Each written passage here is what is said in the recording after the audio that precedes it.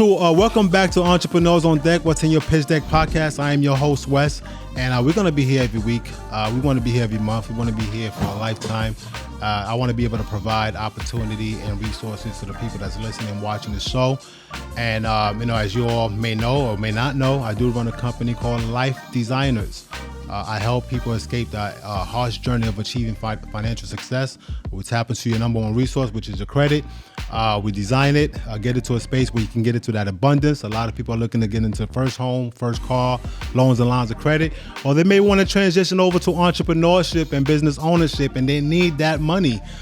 So by the time you're done with the process, which is a 9-step formula, you'll have the abundance as far as the money to start your business. And if you're looking to get the LLC or your Inc.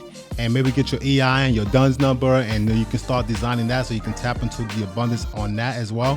That's what we do. We basically take care of your life for your whole life. It's a lifetime of a romance relationship that we're going to have, with us. So with that being said, Chad, give me your last name. Luttrell. Luttrell, like Luttrell Speed Rail? It's pronounced exactly like Luttrell Speed Rail. He's actually from my neck of the woods. Really? Kenosha, Wisconsin, yeah. Okay, well, listen, we have our financial advisor, Chad Luttrell, a.k.a. Luttrell, maybe Speed Rail, but not. You're not a basketball player, right? Do I look like a basketball player? You got the ball head, though, It can work out. I was just a dumb wrestler growing up. Oh, really? All right. Well, so that being said, listen, we are here. Listen, right now in this climate, we in 2020 something, right? I want this show to be evergreen and not be dated or anything like that. But right now, the climate is kind of harsh. Bitcoin is down. NFT is not doing so good. The stock market is up and down. I think it's mostly down. And I believe we are in a space where we're going to hit a crash. The 2018 crash, the recession was hard and it destroyed a lot of business. A lot of people fell to the wayside. And with COVID that, which happened in 2020 or 2019, COVID-19, destroyed a lot of business and destroyed a lot of people mentally, emotionally, physically. I mean, people are just broken down. And also a lot of people now figured there's nothing really coming to save them. There's no job security. You really have to fend for yourself, because if you don't, time's gonna leave you behind, and you're gonna look back and say, wow, how did I get left in this misery? So in order for you not to go into that space, we're going to have a conversation with the financial advisor himself, Chad. How are you, sir? I'm great. How are you? I'm doing well. So how was your commute here? Everything was okay? Not bad. Not bad. Yeah, about 15 minutes. Where you coming from? We're right on I-75 in Daniels. So right in Fort Myers here. Oh, yeah, in Fort Myers. No, I was with you yesterday. We with our networking group, Grow Your Business Network. Fantastic group, by the way. Everybody in there is a heavy hitter. The reason for that group is basically entrepreneurs coming together, supporting one another, referring business to each other, and just keeping that community active and fresh, and so you don't get burnt out. Because I think when it comes to entrepreneurs, we get really lonely, and being a part of an organization like that keeps you from being lonely and broken. That's absolutely true. So tell me about yourself as far as what you do. What made you decide to become a financial advisor? Well, great question. First and foremost, as a financial advisor, I see it as my job to protect families, protect businesses, and help them grow their wealth. There's a lot of different ways to do that. Primarily, we use insurance and investment tools to do that. But everybody's recipe is different. Everybody's goals are different. Certainly everybody's business is different. So it's really getting to know them at a very intimate level so that we can identify not only what they're trying to achieve, but what they're already doing, so that we can put very strategic things in place for them. But I didn't start out as a financial advisor. I actually have a degree in civil engineering. I was a principal owner of a pretty large company back up in Milwaukee, Wisconsin, and did that for better part of 20 years. And I had this epiphany, I would say probably back in 2009 or so, where I was in a different place. I was it was one of those things where I went to this conference with all these presidents and vice presidents of these engineering companies from all over the country. And it was a very introspective look on ourselves. Okay. And what was you going through though? I mean, like you was going through a period of what? Let's get down to the nitty gritty. I think people can learn from that. Yeah. My classical training in engineering, I've heard it over and over again, as I was going through that journey, that, people just say, hey, you don't remind me of a civil engineer. I don't know exactly what that means, but I heard it over and over and over again. So as I went through that process, and we were in that introspective look, and this was actually in Albuquerque, New Mexico, all these people, great minds, doing exactly what they should be doing in life. And I just found myself in a different place. You feel like an imposter? You had the imposter syndrome? No, I wouldn't say that. I had the ability to do it. I think I was doing it because I could and not because I should. Oh, you didn't have a purpose doing it. I enjoyed what I was doing to a degree. I worked on a lot of sports facilities. I designed some pretty cool things in my life. But it wasn't wholly fulfilling, and it wasn't nearly as personal as I wanted it to be. I felt that I had more to give, individuals, more to give people, more to give families. I wasn't exactly sure what that meant at the time, but I did write my wife a letter after that conference. It actually beat me home. And I just told her, I said, I think I'm going to sell my shares and do something different. I don't know what that means yet. And she thought I was crazy. Cuckoo for Cocoa Puffs? Yeah. Things were going pretty well at the time. And, she thought I was just, cuckoo for Cocoa Puffs. But I was, long story short, I was a longtime client at Northwestern Mutual. And it was my advisor that said, hey, what are you going to do next? And I said, well, I don't know yet. He goes, well, why don't you just knock off the crap, come here. We need you. We need your help. The community needs your help. Let's build a plan. Okay. So emotionally, you must have felt a certain way. I know emotional intelligence is a key to, keeping entrepreneurs sane. I know it helps me because I study that a lot. But you wanted to find yourself to do more for life, more for people. Where are you now from where you started, from when you were feeling that way as a civil engineer, and what have you accomplished now for this community that you're in? Well, to be honest, my biggest regret is that I didn't start this out of the gates, that I didn't start it sooner. I look at, I look at situations like, I look at my parents and I look at my wife's parents. We grew up 7 blocks from one another. I've known her my entire life. Same demographics, same everything. And it wasn't about how much money they made. They both made about the same amount of family income. But my wife's parents had a financial advisor their entire life. Just so happened to be a Northwestern advisor at the time. I'm that guy now. And they were traveling all over the world, seeing everything that they wanted to do. And my parents, they didn't want for anything, but it was check by check. They didn't have a good rich dad, poor dad, huh? Yeah, exactly. And and I look at them now, and they're doing okay, but they're not, they're just still kind of scraping by and living day to day. And I know if I would have done this, all those years ago, it would have been a much different situation. It would have been a much different journey. Yeah, I think a lot of people go through that. I think, having parents that have abilities because maybe they were trained, maybe they were educated, can mean so much for a child growing up. There's a lot of people that needs, mentors. Even now, people still need help. But if there's a formula for success, I think we should be able to share it. So how do you go about helping families now? Well, it all starts by sitting down with them and having a real intimate and personal conversation. I want to know personally and professionally and financially what it is they're looking to accomplish, short-term, mid-term, long-term, and then learn about, what are you already doing about that, and tell me about your goals. What's really important to you? What's not so important to you? Rank it for me so that we can really detail what's going on in your world. Once I understand that current state of affairs, and I'll run an analysis for them and show them, this is how you're tracking based on the things you're doing, that's where the planning really starts. So let's identify your ideal clientele. What is the average income for that clientele? What is the demographic for that clientele? How are you finding those clientele as well? Well, a business owner, especially in the smaller space, somebody that maybe owns a company with 100 or fewer employees, that's a really good sweet spot. Obviously, in the design and construction industry, I just know that industry, so that's a very good one for me. So, usually they're making, maybe 150, 200 and plus $1,000 a year. Maybe they have a family that they're trying to provide for as well. They got a business that they're looking to grow, attract, retain great employees. They may be in a partnership with somebody. There are so many different planning ideas that we can bring to the table to help them move the rock forward, to not only grow their business, but to really make sure that their family's protected and they're growing their wealth in the right way. So that's the sweet spot for your business and for the clientele that's probably not going to give you much trouble.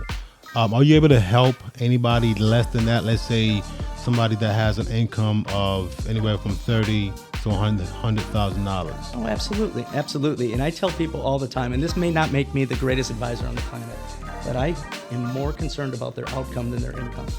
I want to make sure that they're going to be taken care of. Everybody deserves a plan. Okay. And how do you get paid in this process? I am not a fee-based advisor. They exist, but that is not my business model. My business model is I'm going to provide advice. I'm going to provide a plan. It's not going to cost you anything to do that. So you're going to provide the resources? I'm going to provide the resources. Now, oftentimes what happens is, hey, maybe there's an insurance need. Maybe there's an investment or retirement savings need. Maybe we need to save for children's education. I get paid based on those things, either commissions or fees that come right out of those types of products. That's how I get paid. All right, so let's look at those tools and resources and products. You mentioned insurance a few times. Insurance, can you break that down? We're talking about life insurance, health insurance. We're talking about insurance you can actually create income out of. You can buy, you can loan yourself money against it. Are we talking about infinite banking, or what type of tools are we using to really put somebody in a space of healthy wealth? Well, when I'm building a plan, especially for a family, I really look at it like building a house, right? And when you build a house, you start with a good foundation. Health, life, income, emergency savings. Those are the foundational pieces of our plan. And we know if the foundation is firm, then the wealth building will stand on top of a firm foundation. We don't build the house from the top down, we build it from the ground up. So yes, life insurance tools, disability income protection, I think is an underrated value, because your largest asset is your ability to earn that income. Right. We call that human capital.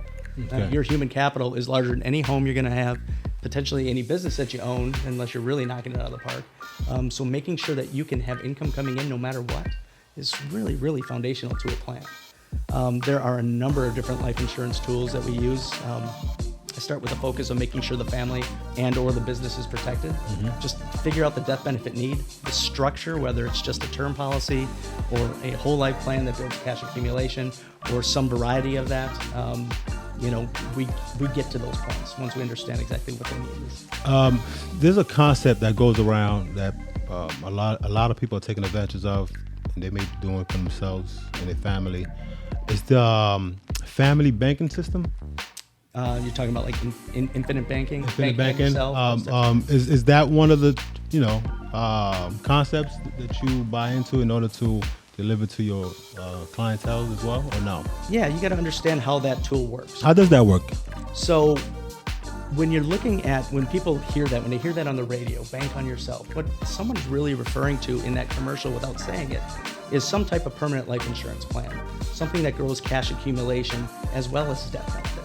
So when a policy grows cash inside it, it's based on a number of different things. If it's like a whole life plan, it's really just based on the general account of whatever company you do business for, and it grows internally, and you get a certain rate of return inside that. But that just grows naturally and organically. There are other types of plans where they may be invested in an index or a market. There's a lot of different ways that can happen. But ultimately, what we're trying to achieve is get to a point where if we're doing that planning the right way and using that tool as one of the tools of many, then you have optionality. And the optionality and the secret to the success is what's called sequence of return. Because generally speaking, the dollars that grow inside those plans are very, very tax efficient to tax-free in a lot of cases. They grow tax deferred, certainly. And they're a perfect hedge against what can go right or wrong in the world, right? So if the markets are down and you'll have a bunch of retirement assets, well, the last thing you want to do when you need those dollars is pull when the market is down. That's selling low. Right. But if I have a tool that I can actually pull from dollars and I can get that money tax-free and it's not subject to that same market risk, and I can pull from that position of strength, and we can, and then when the market recovers, we turn that spigot off and we go back to doing what we were doing. That sequence of return mathematically outperforms any rate of return you're going to get in any of those buckets that we talk about. It's how they work together. It's not just one bucket that gets us there. It's a number of buckets, and we have to understand the relationship between them. Okay, awesome. I know you're sitting down here with us, Tamika. I know your brain's probably growing. Do you want to chime in? Yeah, I guess you want to sit over here if you want to chime in, but you can pass through the camera. That's fine. So when it comes to so how long you been doing financial advising? I opened my practice 6 years ago now. 6 years. Okay, so there's no looking back for you. There's no going, back to, having partners. Do you have partners now, or you work solely on your own? It's an interesting dynamic. I have a management contract with Northwestern Mutual, but I am a sole proprietor. I have my own practice. I have my own staff. I pay my own rent. I have my own expenses. I'm a business owner under their umbrella. And it's a statutory relationship, so technically speaking, I have access to their fully funded pension and group health and all those group benefit plans. Really? But I'm not their actual employer. It's interesting. So is it like a franchise that you just bought? Is it similar to that? My practice is within a franchise. Okay. So Northwestern Mutual is an agency system. They got 76 agencies across the country, and then a variety of branch offices within those agencies. Inside those agencies are a number of individual practices. Some are part of management, some are not. So it's a very, very unique structure in the broker business. Okay. So what kind of relationship can you form with a nonprofit organization like Tamika's? Well, whether it's a nonprofit or just a regular business, I really look at building those organizations in really three distinct boxes, right? And that organization, your business, that's your home run opportunity. That's that first box. It's where you pour your heart, your soul, your time, your energy, your resources, your dollar. Everything goes into that home run, right? And if you do that really well, there's no rate of return, quote unquote, that's going to actually do better for you than that if you're really knocking it out of the park. And there may be some things, depending on what you're trying to do inside that organization, that I can help with. Maybe it's a partnership, making sure that we're securing that partnership through some kind of buy-sell arrangement. Maybe it's group benefits. Maybe it's who knows? But we can support that home run and respect and recognize it. Most of our clients have an aggressive segment, that second box, investing in the market, getting into retirement funding, making sure that we can do that, for better, for worse, ride that roller coaster. Inevitably, that third box is that safer segment.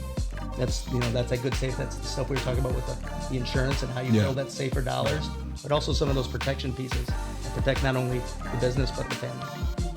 Man, you guys are getting a lot of insights, opportunities to get to gain some resource for yourself and information. Entrepreneurs on Deck, watching your Pitch Deck podcast. So Tamika, I'm sure you have some questions.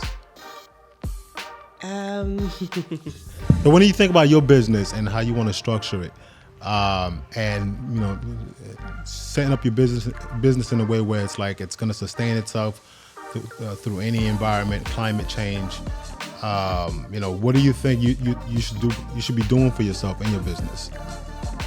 One of the things that I'm working on is having it more automated, because I would like to focus more on big picture growth and scaling my business rather than working in my business. Yeah. Like having to be here. Mm-hmm. Like having like a podcast studio manager. You're the technician right now. Yes. Like right now I have my summer intern here, but how about having someone here full time doing that? And I'm out networking, I'm out at business meetings, scaling my business, and I have other consultants actually working with clients for doing the actual work. So the way I do it now is I have one business development director who, like I said before, procures speaking engagements for me and other business, my monthly e-newsletter, write that, and some social media. I also have another independent contractor specifically for diversity, equity, and inclusion training. So I bring her on whenever I receive those contracts. So I also, it's really weird that my core business is nonprofits, but I'm starting to get some for-profit businesses that want me to do business coaching with them. Now, the commonality is with that, it requires my time. So I would like to farm that out to other consultants to actually do the work where I focus on scaling and opening complementary businesses, like hence the podcast lounge. I'd like to eventually purchase a building where I have a business incubator where other, like this, you have the office suite. So you utilize office suites as well as have people just have like a virtual office where they have a professional business address where they build their business. So I would like to eventually do that. So I have other business ideas I like to get into. So my thing is finding a way to get out of the office is scale and delegate the work to other people. Oh, sure. I mean, creating that system, I guess, would alleviate you from there, would remove you out of the system. So I was thinking if you had a question for Chad when it comes to just financial. So when it comes to a business itself, and not just with business, but individuals' business, I want to see what's the difference. What is like an average monthly or a yearly cost for someone to sustain these opportunities as far as investments and things that's going to bring them more wealth? Well, that's an incredibly difficult question, almost impossible to average. Answer. I know it varies from one person to another. I mean, you have financial products that's gonna have some cost to it. So if you think about life insurance, somebody's paying $200 a month, let's say, just to throw numbers out there for their life insurance, so they got that. And then you have, health insurance, so they got that. And then you have, all these tools you mentioned, these tools that you're gonna give them come with a cost, right? They do. So on the lower end of the spectrum, like and I always believe that the younger you are, the healthier you are. Right. Get this stuff in place, right. Even if you don't think you need it now. Plan with foresight. Right. You're going to want these things later on in life, and it's never going to be less expensive to do so. I have clients that are just coming out of college, and they're getting life insurance policies, like $1 million of coverage, and it's costing them like $35 a month. So that's, but it provides them an opportunity to do greater planning later through what's called the conversion process, where they can actually turn term insurance into permanent life insurance. Now, that's permanent life insurance. I have clients that are paying $50, $60, $70,000 a year for these plans because they're older, they're more mature, they got more wealth, but they're also they see the value in having the life insurance as part of their overall estate plan, and the cash accumulation inside there is that safe, tax-free hedge they really, really like. So, but it provides one opportunity to do to another. So your entry point can be really, really inexpensive to provide a greater opportunity down the road. So you can leverage that. Yeah, absolutely. Okay. Well, that sounds good. I mean, sounds like financial literacy. I mean, most people don't know that these kind of things exist without having a big cost to it. Some people are afraid to even ask the question, thinking, oh, if I ask the question, it's going to cost me a ton of money just to ask the question.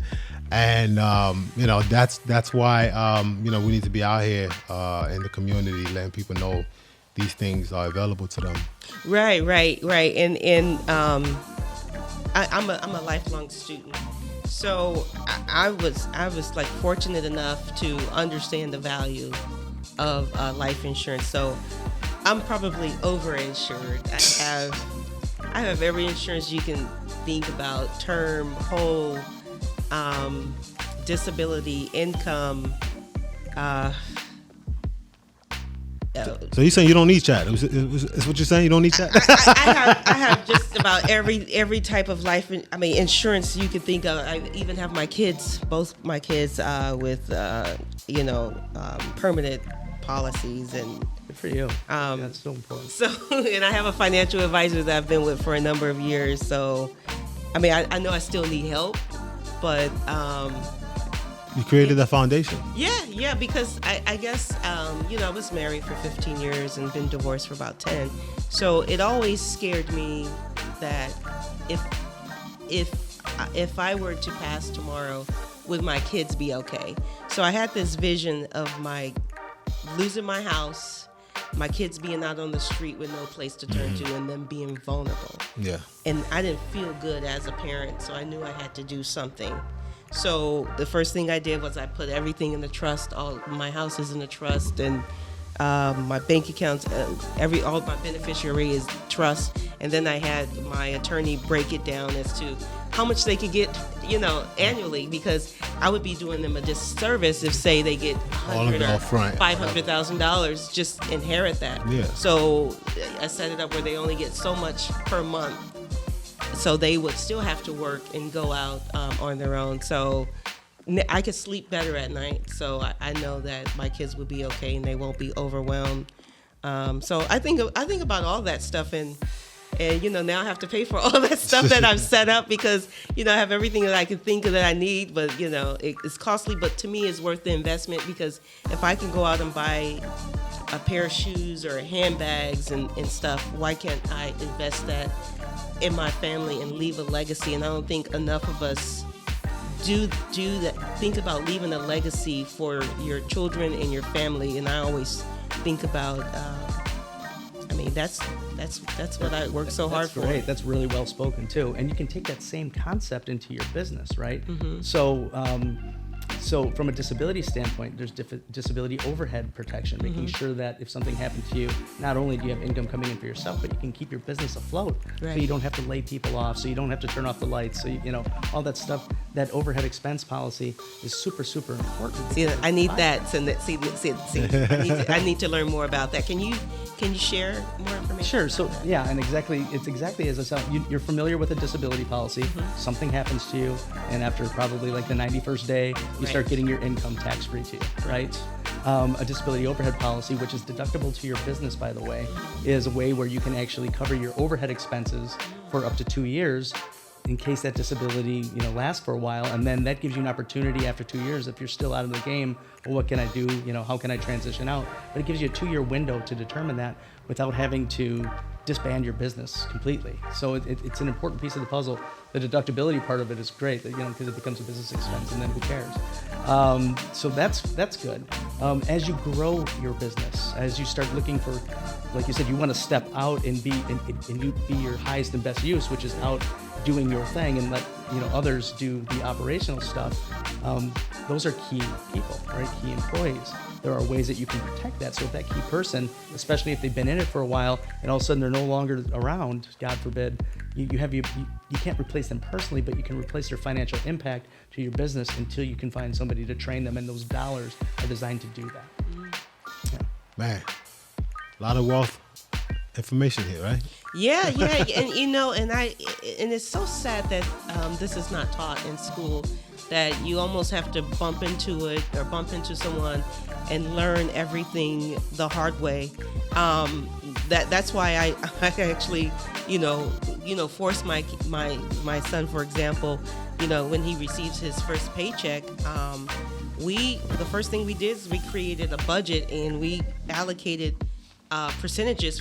First, you pay yourself 20%. This, you want to get these things on your car, that's 10%, but that's after you do all of these things, investing in this sort of thing, because the system is set up for you to be a consumer and to always live paycheck to paycheck, because you go to school.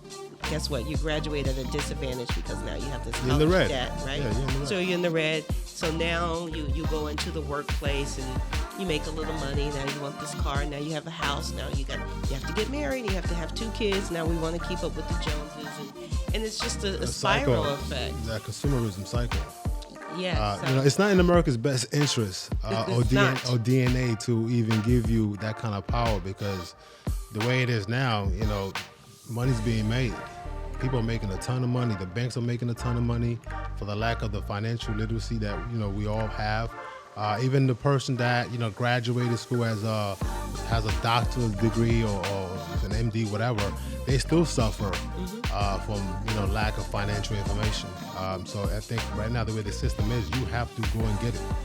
You have to go and find the information, because that system is a garbage system for the people.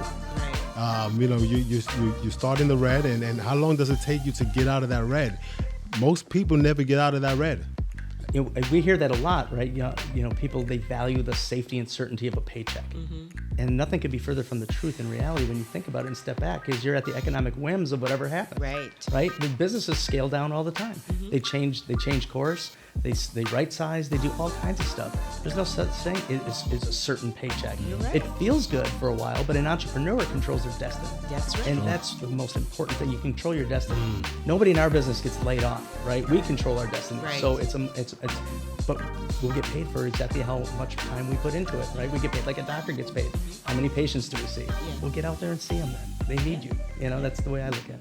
I look at it like that too. Like it leads to more growth, and I think as human beings, we need to be constantly growing and constantly learning. Because if you're not doing that, you fall to the wayside. You become complacent. You become this person that have no desire, no interest, no passion. And it's like when you think about that person, like why am I here for? So I think we can end it here. I think we shared enough knowledge, information. But Chad, before we even end it, I want the people to get your information and know how to even reach out to you and get to know you a little bit better. Maybe become very intimate with you. Oh, sure. I appreciate that. So if you're interested in learning more, we discussed a lot of topics, and quite frankly, we only scratched the surface. Yeah. Feel free to reach out to me directly. I only answer my cell phone, 239-728-8050. You can always email me at chad.luttrell, LUTTRELL, @nm.com. That stands for Northwestern Mutual. I have a website, chadluttrell.nm.com. Check it out. Reach out to me. Be happy to set up a time. So to my entrepreneurs on deck that's listening to this podcast right now, cheers to being great.